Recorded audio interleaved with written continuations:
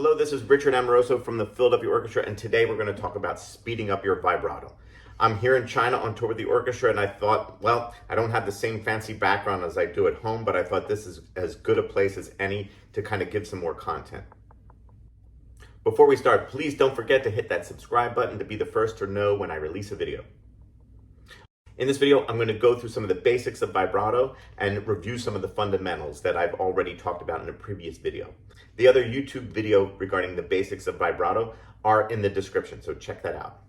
Then we're going to just talk about the simple ways to speed up the vibrato to make it a little bit more natural and a little bit more sort of organic and comfortable to do, rather than something very stressful and something very tight. So the basic fundamentals are such. We definitely want to keep these fingers very soft and make sure that we're rocking and knocking the finger joints, okay? So important to make sure that all these fingers, no matter which finger it is, that the fingers are moving and sort of extending and flexing. So important, while keeping the thumb very stable, okay? And still. Okay, now the engine can be either the forearm, which I prefer, or it can just be the wrist. Either one is fine, it's just sort of personal preference. Then we just have to start to move that engine by knocking the peg or knocking a door and feeling that motion. And again, it could be your wrist or it could be from the bicep or elbow on down, okay? Then we just put those two together, okay, keeping the thumb still and sort of rock and knock the fingers. Then we just have to learn how to speed it up. We talked about using a metronome, which is a very good sort of tool to kind of keep track of how fast you're going and just going sort of up and down and speeding it up in sort of duples, 1 and 2 and 3 and 4. And then we talked about maybe using triplets to feel these sort of opposite impulses. Both of those are really helpful in sort of getting the sort of structure and the sort of rhythmic pulse of the vibrato, which is so necessary. It's a very controlled movement. It's not some kind of nervous reaction and sort of shuddering of the hand. It's definitely controlled. To really get it to kind of function very naturally and get it to move fast, we need to harness all that energy and sort of reduce the motion and make it smaller. Just like a figure skater sort of tightens the spin and gets a little closer to the body, and then they essentially spin that much faster, it's no different with the vibrato, okay? The more we kind of narrow the motion and make it a little bit more efficient and small, the more we can kind of get those impulses to be really, really small and quick, okay? So what I recommend is doing sort of impulse training, whereas you're going to kind of just make one motion and then sort of feel like a sort of a reaction. So boom, and the hand just reacts. What it feels like is that I'm moving the hand and then there's sort of a bounce back, okay? Like there's a reaction to that sort of initial impulse. Boom, and it sort of falls and spins. Similar to dropping a coin on the floor, okay? It falls and then it kind of tightly spins and goes that much faster. It's very similar.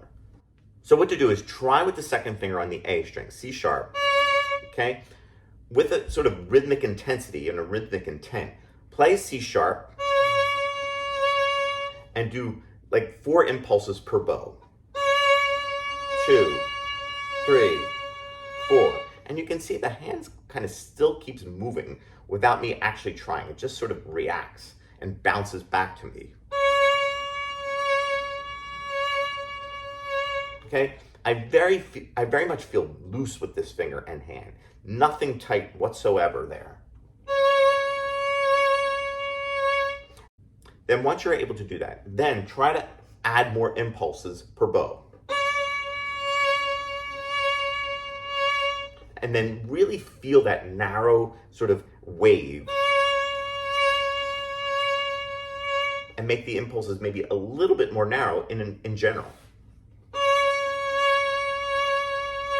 And you can see that there's almost a vibrato coming out of that, okay? Very simple. Pretty soon you're gonna have a singing vibrato.